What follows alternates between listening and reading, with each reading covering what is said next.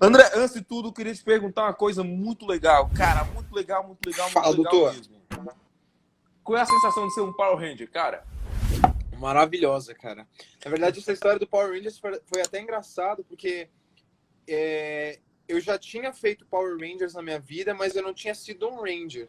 Eu tinha feito um vilão, se eu não me engano, foi do Power Ranger Ninja Steel, se eu não me engano. Que foi, acho que, foi a penúltima edição. Antes da Beast Morphers, teve a Super Ninja Steel.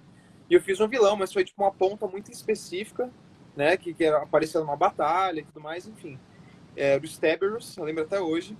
E na época eu já fiquei feliz pra caramba, porque eu falei, pô, eu consegui tipo, marcar a minha voz numa franquia que eu gosto pra caramba, né? Assisto Sim. desde criança, desde o Mighty Morph, desde lá de trás, né? Jason, Kimberly, Trini, enfim.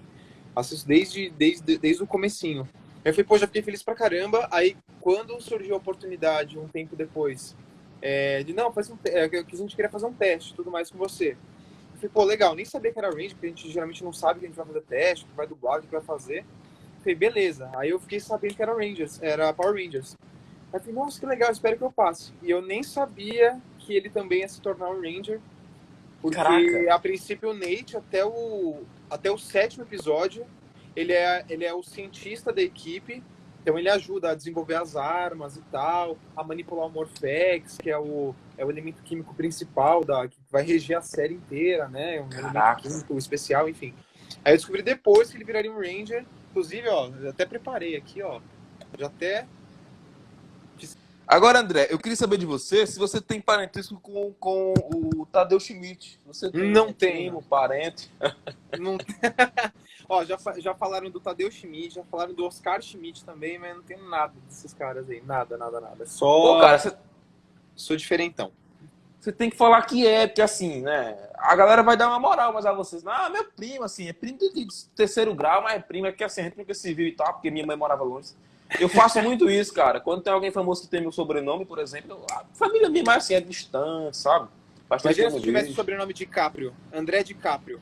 Aí eu podia dar uma amiga boa, né? Você sabe que o DiCaprio é do Nordeste, né? Eu fiquei sabendo dessa história. Você sabe, né? Verdade, eu fiquei sabendo de verdade. Sim, realmente ele é do Nordeste. Ele fala muito rápido e assim... Eu sempre soube que ele era do Nordeste, mas eu queria provar que ele era do Nordeste. Aí eu fui assistir o filme dele, eu vi que ele deu uma vacilada, ele fala meio nordeste. Eu falei, esse cara é do Nordeste. Depois eu até falar o filme pra vocês. Sotacão. Ele falou meio que oxente, mas assim, como ele agora muito tempo convivendo nas Europa, né? E o cara, né, nas Europa, inclusive, Juan, eu fiquei te fazer. Eu sei que o entrevistado sou eu, bate-papo, né? Pra mim, mas sim. eu queria te perguntar isso. De que parte que você é do Brasil? Você falou do Nordeste, né? Foi que parte do Nordeste que ele é? Sou da Paraíba. Paraíba! Sim. Legal pra caramba. Mas, André, de onde é que surge esse teu desejo por dublagem, cara? De onde é que surgiu esse desejo pelo mundo artístico, né? É sonho de criança? Então, na verdade, a minha história com a dublagem é até engraçada, porque, na verdade, ela aparece em dois momentos da minha vida. O momento em que eu conheci a dublagem, o que era a dublagem, e o momento que eu realmente fui atrás do que, né, depois se tornou um sonho. E o intervalo entre quando eu conheci e quando eu comecei a dublar foi um intervalo gigantesco, um intervalo de acho que de 12 anos, se não me engano. 12 anos? 12 anos. Porque eu estudei numa escola, no Dominus Vivendi, uma escola aqui perto do meu bairro, e tinha um menino que era da minha sala, o Gabriel. Oi, Gabriel. Até hoje. Fala, Gabriel. Inclusive, meu amigo até hoje. Oi? Se ele estiver por aí, um alô pro Gabriel. Fala, Gabriel! O meu amigo Gabriel, assim, ele estudava na mesma sala. E, inclusive, ele é sobrinho da dubladora Angélica Santos, uma pessoa que eu tenho uma admiração. Caraca! Angélica, most. Demais, cara. Eu tive, inclusive, o prazer de... quando tinha, que agora acho que não tem muito, que a gente chama de estágio em dublagem, né? Que é basicamente você, como jovem dublador, assistir a algum dublador dublando, e, enfim, para você aprender, né? Você começar de algum lugar. E ela me deu uma oportunidade muito grande de ver ela tanto dirigindo quanto ela trabalhando, ela atuando, né? Atuando numa série. que para mim foi uma honra que não tem tamanho. Sim. E, enfim, esse menino estudou comigo e na época eu nem sabia que existiam profissionais que ficavam por detrás das vozes do que passava na TV. Eu nunca tinha parado para pensar nisso. E ele chegava na escola e falava, pô, eu sou dublador, eu tô dublando um desenho, eu não posso falar o que é, mas eu tô dublando, então eu tô dublando o que é. Ele foi me explicando, foi, nossa, que interessante tal, a área e tudo mais. Ele, inclusive, dublou na antiga Alamo, que era um estúdio de São Paulo, né, que era um estúdio gigantesco, um estúdio que eu, infelizmente, não fiz parte dessa geração, gostaria muito de ter feito. Era um estúdio gigantesco em São Paulo, infelizmente hoje não existe mais. E, enfim, ele dublava lá. Isso foi com 15 anos de idade, foi quando eu conheci. E depois de 12 anos, né, 12 anos depois, eu tava numa fase muito X da minha vida, em que parece que eu não me encontrava com nenhuma área. Eu tinha feito biomedicina, mas eu não tinha concluído. Eu tinha feito publicidade e propaganda, eu concluí, trabalhei na área, mas não era uma coisa que me supria. E eu tava numa fase muito X de vida. Eu falei, nossa, meu Deus, eu preciso fazer alguma coisa na minha vida e eu não sei o que eu faço mais, porque acho que eu não tenho talento pra nada. E surgiu a dublagem. Eu falei, nossa, o Gabriel tinha falado comigo da dublagem, mas, pô, e se eu começar a fazer? Será que eu tenho jeito pra isso? Vai saber, né? E comecei, eu fui no teatro e tudo mais, peguei meu DRT, comecei a fazer os cursos de dublagem, e cada vez que eu me apresentava para algum estúdio, para algum diretor, enfim, meu trabalho ia sendo reconhecido. Na verdade, como eu sou muito novo na área ainda, meu trabalho continua sendo reconhecido, eu continuo prospectando estúdios. Você tá há quanto tempo na dublagem? Eu tô há pouquíssimo tempo. A minha primeira dublagem profissional, a gente tá em 2020, acho que foi em 2010, entre 2017 e 2018. Foi a minha primeira dublagem profissional. Então eu tenho aí 2, 3 anos no máximo. Mas fala pra gente qual foi a dificuldade que você teve em dublar, né? Assim, quando chegou no estúdio pra realmente dublar, cara. Então, a minha primeira dublagem, assim, na verdade, tanto em curso quanto a primeira dublagem, eu tive muita dificuldade, porque para você dublar, você tem que prestar atenção em uma série de coisas, né? Então a gente presta atenção em labial do personagem, para não fazer boca errada e tudo mais. Mas você tem que também ficar focado na interpretação, porque é um ator que está fazendo ali, então você tem que dar o seu trabalho de ator, respeitando aquilo que está na tela. E tem que ficar com o texto e tela, e texto e tela. Então, assim, eu fiquei numa confusão absurda, assim, do que eu prestava atenção primeiro, qual seria o start para ter uma boa dublagem. E com o passar do tempo, é tipo um andar de bicicleta, assim, né? Então, as dificuldades que eu tinha antes, então, de ter essa velocidade de texto-tela, texto-tela, texto-tela, com o tempo foi melhorando. E de uns tempos para cá, faz um bom tempo inclusive, eu presto muita atenção no que diz respeito à interpretação. Porque dublagem é basicamente interpretação. A gente fala dublagem, a gente fala muito de sincronia, né? Pô, tá falando, parece que o ator ali tá falando em português. A sincronia é importante, é legal, você tem que prestar atenção, sim. Mas essa parte da interpretação é fundamental. Por isso o trabalho de ator. Por isso que quando você pergunta, pô, mas o que você tem que fazer para ser dublador? Tem que fazer teatro, tem que ter interpretação. Porque, por vezes, você vai pegar personagens assim que são muito complexos, muita loucura. E se você não tiver um trabalho de ator muito bem... estar com os dois pés no chão ali, respeitando tudo que o personagem está fazendo, não segura. E o público percebe. Por mais que o público... todas as pessoas que estejam assistindo não fizeram teatro, mas sabe que tem alguma coisa que não tá certa ali, que parece que cada um tá em um degrau diferente, assim, sabe? O personagem tá em um degrau e o dublador tá em outro. Dá pra perceber. Mas, André, tem uma dificuldade maior em você dublar anime, né? Porque eu vejo que geralmente todo mundo fala que a referência não vem em inglês, vem em japonês, né? Então, o japonês é totalmente diferente do nosso português, né? Que é uma coisa mais brava, tipo, o cara fala eu te amo, ele, eu te amo. Eu te amo. Sim. Na verdade, tem mais dificuldade? Na verdade, assim, existem duas situações.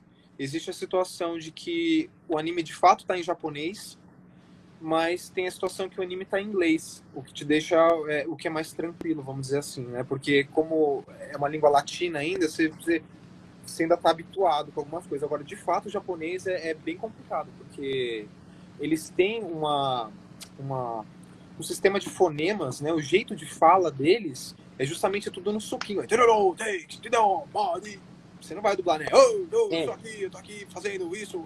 Não vai fazer isso. Eu tô aqui do Brasil. Então, eu geralmente, quando eu pego uma produção em que, vamos por exemplo, um anime japonês, eu dou uma baixada boa, assim, no retorno do japonês para eu não ir na música deles, porque a música deles é a música deles. A gente tem o trabalho de adaptar todo, não só o texto, mas a linguagem, a forma de se dizer para cá, para o Brasil, né? A versão brasileira. Mas aí eu dou uma baixada no retorno e fico mais na interpretação de texto e na interpretação de ator naquilo que eu tô fazendo, porque senão você vai falar meio assim, meio não, soquinho. É batata, cara. Acontece.